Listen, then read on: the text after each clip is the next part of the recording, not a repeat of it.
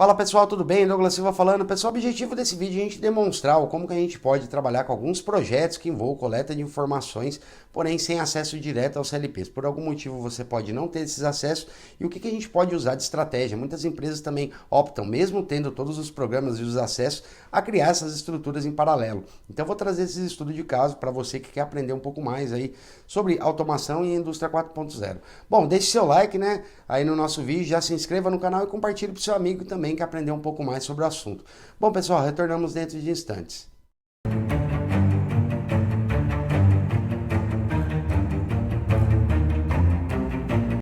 Bom, pessoal, o que a gente vai trazer, né, dentro desse vídeo? A gente vai falar um pouco sobre coletas de informações de sistemas de automação e para que essas coletas são necessárias, justamente para criar todo esse ambiente que a gente vem falando o tempo todo de indústria 4.0. Quem já fez aí nosso curso de indústria 4.0 IoT, a gente desenvolve todo um projeto do começo até o final, né, elevando o nível da empresa. Porém, algumas arquiteturas de coleta de informação elas são necessárias você fazer um estudo de caso em específico, porque nem sempre você vai ter tudo disponível ali para você conectar, você não é o dono do equipamento, alguns equipamentos possuem até restrição para acessar. Então eu vou trazer aqui para vocês algumas possibilidades de você fazer isso, tá? Dentro dos projetos, dividindo minha experiência aí com vocês, né? Bom, aqui eu já falei, até mesmo já adiantei qual seria o objetivo, que é entender essas possíveis estruturas para coleta de informações de sistemas de automação no geral, tá? Então a gente está adotando tanto máquina quanto processo, segue a mesma analogia, né? Vamos falar um pouquinho o motivo, né, da gente precisar coletar todas essas informações, né? A coleta de informação, pessoal, ela é o coração, né, a parte principal da indústria 4.0, porque sem essas informações você não consegue aplicar nenhum outro tipo de tecnologia, como a geração de dashboards, a aplicação até mesmo em um nível mais alto de modelos de machine learning para análise de todos esses dados. Dá uma olhadinha, a gente liberou também um vídeo que fala sobre modelo de machine learning, como a gente pode aplicar isso aqui de maneira prática, tá aqui dentro do YouTube também, tá? Então essa coleta de informações é justamente a parte que a gente fala da questão da internet das coisas na indústria, né? Quando a gente olha para a internet das coisas, a gente olha do ponto de vista hoje que é algo que vem ganhando um certo espaço dentro do mercado. Então a gente fala de coleta de informação de uma geladeira, você observar, de uma máquina de lavar, né? A gente olha os carros da Tesla, a gente olha celular e tudo. Porém, dentro da área industrial, ela vem ocorrendo com uma certa força. E a gente precisa ter em mente que esses dispositivos, qualquer dispositivo que você já tenha na automação, ele já é um potencial, uma potencial coisa dentro dessa infraestrutura de internet, das coisas que você tem dentro da indústria. Então isso é muito importante a gente entender que um CLP, ele na verdade, ele é um dispositivo de internet das coisas em potencial, um sistema dentro da indústria, é um dispositivo dentro dessa infraestrutura já em potencial, porque ele já gera dados pra caramba e precisa de dados pra caramba para poder funcionar toda essa infraestrutura, né? Bom, a gente vai começar aqui, vamos falar um pouco dessas arquiteturas possíveis aí de a gente desenvolver. Algumas delas a gente tem essa questão da restrição ou acesso inexistente. O que seriam isso, pessoal? Eu já trouxe algumas imagens aqui para poder ilustrar tudo que a gente vai falar. Muitas vezes o seu sistema de automação você não tem acesso. Existem algumas empresas, por exemplo, que você vai fazer aquisição de uma máquina e essa máquina por si só existe uma restrição para você poder alterar o programa, para você fazer uma série de outras coisas. Algumas empresas também optam, né, por não misturar os dois sistemas. Isso por uma questão estratégica. Muitas vezes a empresa quer separar toda essa questão de coleta de informações da parte de automação em si. Como a gente pode fazer, tá? Isso daqui é um projeto que eu trabalhei até mesmo com um cliente que o objetivo dele era justamente esse.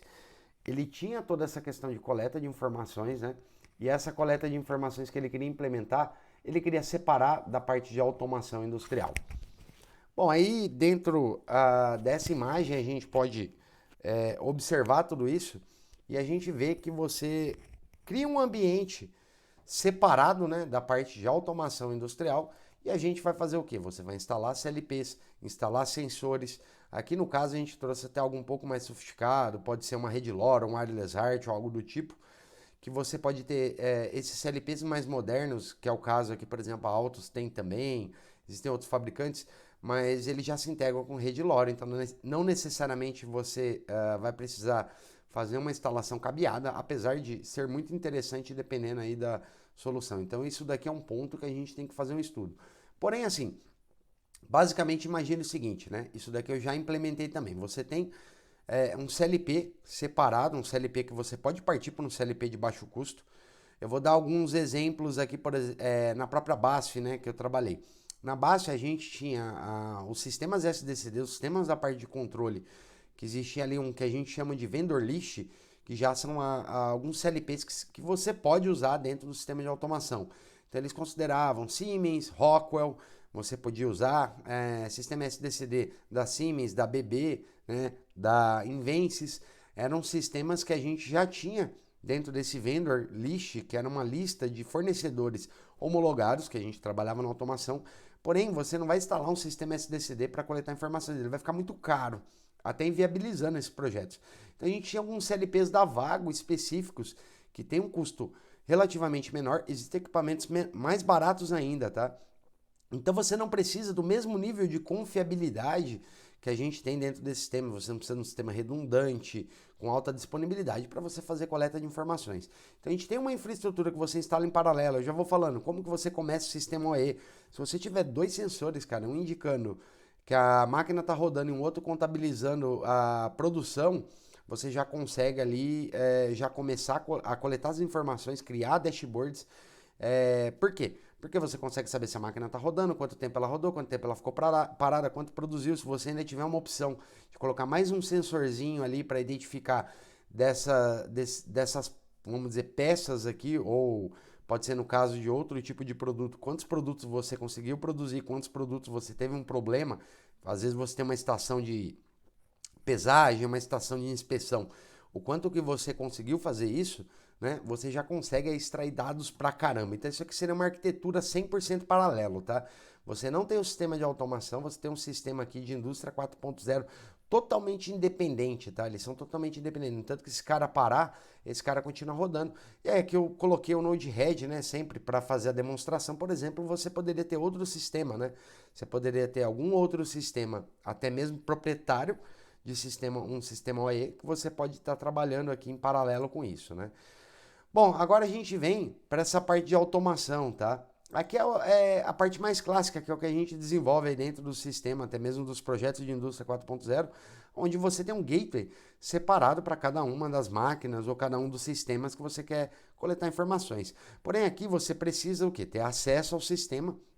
Você vai fazer uma conexão direta no seu sistema de automação.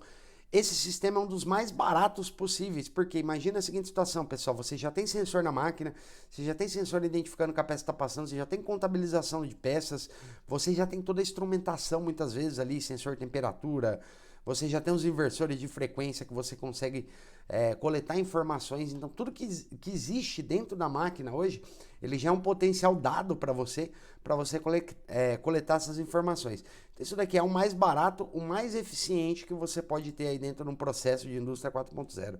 E por isso que a gente falou, acesso existente. Quando você tem um acesso a todo equipamento, quando você não tem restrição, você simplesmente vai colocar um gateway coletando informações, tá?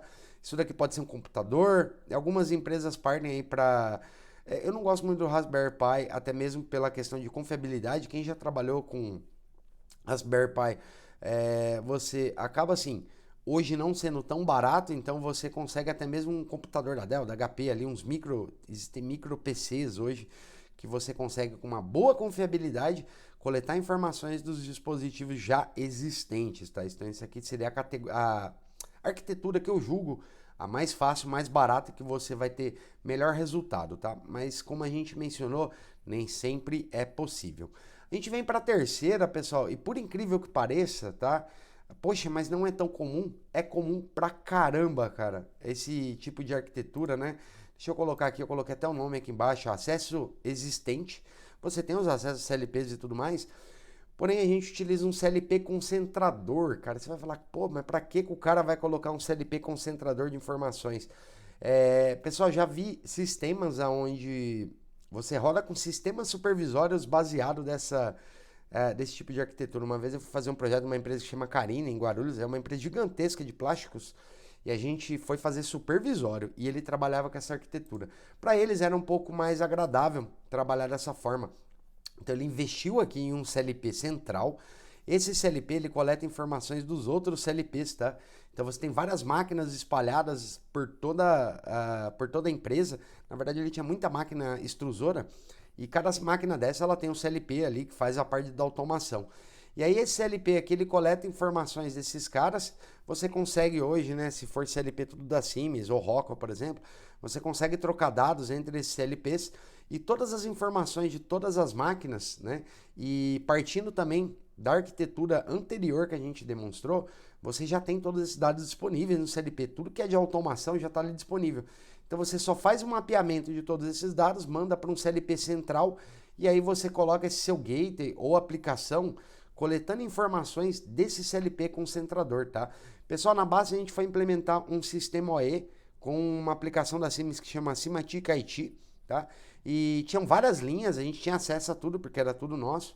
E a linha, tanto a parte do SDCD que fazia a parte de processo, quanto a linha ali de invase, quanto depois ele tinha toda a parte de paletização, tudo isso, cada linha dessa, cada parte do processo possuía um CLP independente, né, para cada área dessa. Além disso, você ainda tinha o SDCD, que era o PC7, que fazia toda a parte de processo.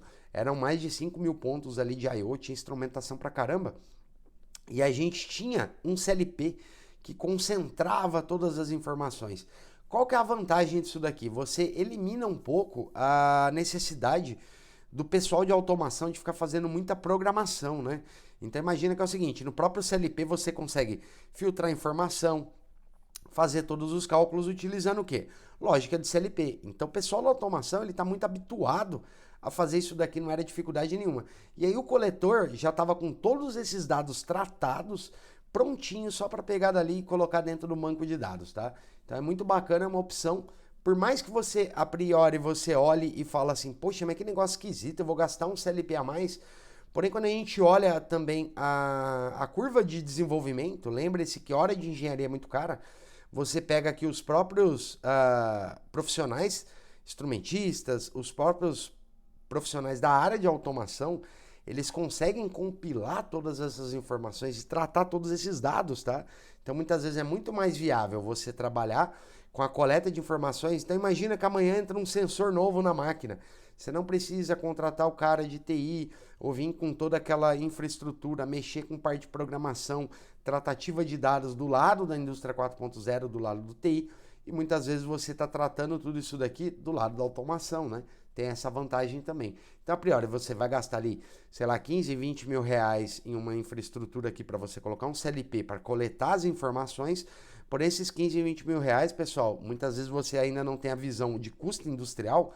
Cara, isso daqui é dinheiro de pinga, vamos dizer assim, dentro de uma infraestrutura, dentro na área industrial, porque é muito caro você pagar profissionais aqui para fazer todo esse trabalho. Então, acaba valendo muito, muito a pena, né? Você tem um CLP concentrador e as informações aqui do CLP, elas já estão todas compiladas, né? Fica muito fácil, você não precisa, você vai tratar tudo isso do lado do CLP. Porque quando a gente desenvolve esse tipo de sistema, às vezes a gente faz o seguinte, a gente deixa até mesmo já todos os endereçamentos de DBs, para quem trabalhou aí com Siemens, que já fez nosso curso de Siemens, ou veio da formação, né? Você pode mapear todos esses DBs e já deixar tudo isso pronto, de certa forma, até para receber, né? Novos equipamentos. Então a gente já deixa tudo isso daqui meio que mastigado aí, então fica muito fácil. Entrou um sensor novo aqui de vibração no motor que não existia. Poxa, cara, ó, sai muito fácil, a gente até tem um termo, te brinca, sai na urina, né? De tão fácil que é aí pra gente conseguir coletar essa informação e botar ela para rodar. Então é uma opção que a priori parece que você tem um certo investimento, porém se torna algo muito fácil de fazer. Bom, e por último, para a gente até demonstrar, aqui a gente tem um acesso restrito na parte de automação, mas muitas vezes você já tem todos esses sistemas dentro de um sistema, por exemplo, OPC, né? E o que acontece quando a gente tem todos esses dados dentro do sistema OPC? Esses dados, eles vão estar ali prontinhos para a gente conseguir coletar todas essas informações e botar para rodar. Bom, a gente deve estar, nessa hora, algumas pessoas até me perguntam, né? Poxa, mas nessa situação o CLP é restrito? Pessoal, existem algumas situações que você pode ter sim uma certa restrição, tá? Não uma restrição de acesso, mas às vezes assim, existem algumas empresas que compram, eu vou dar um exemplo dessa empresa Carina aí que eu fui trabalhar.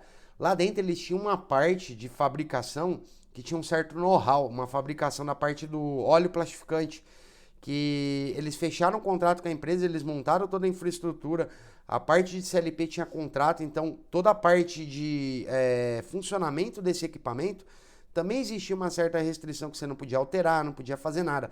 Porém, esses dados aqui, toda vez que eles precisavam colocar um dado novo num supervisório, algo do tipo, eles acionavam a empresa colocava aqui para eles, eles conseguiam coletar informações dentro do APC Server. Vou trazer mais uma solução. Às vezes você pode ter alguns tipos de máquina, porém existe dentro de um contrato onde esses dados eles vão para o PINs da empresa, que é aquela parte de histórico e tudo mais, né? E esse PINs muitas vezes ele vai ter o próprio fabricante vai lá, vai colocar os dados, preparar esses dados ali que você precisa e esses dados vão estar disponíveis dentro do APC. Então, dentro do APC, eu tenho quase todas as informações já disponíveis.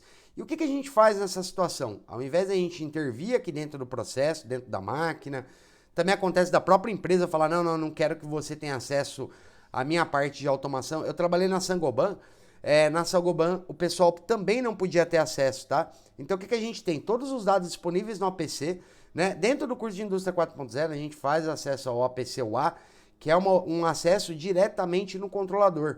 Porém aqui muitas vezes você vai ter um APC clássico ou um servidor APC onde estão todas essas informações concentradas e você simplesmente vai pegar os dados do APC e levar para dentro da sua infraestrutura de IoT, de Indústria 4.0. Existe até uma engenharia, né, que a gente até brinca, uma bola dividida aqui entre o fabricante e a empresa e quem está desenvolvendo esse tipo de sistema, tá? Então isso daqui seria uma outra opção onde a gente existe a necessidade. Então entender todas essas arquiteturas são extremamente importantes para que vocês consigam montar um projeto eficiente, independente se você tem acesso ou não. Bom, pessoal, quis trazer para vocês essas 4 opções. Podem existir outras tratativas disso daqui que você pode ter, né? Dentro do estudo que você for fazer.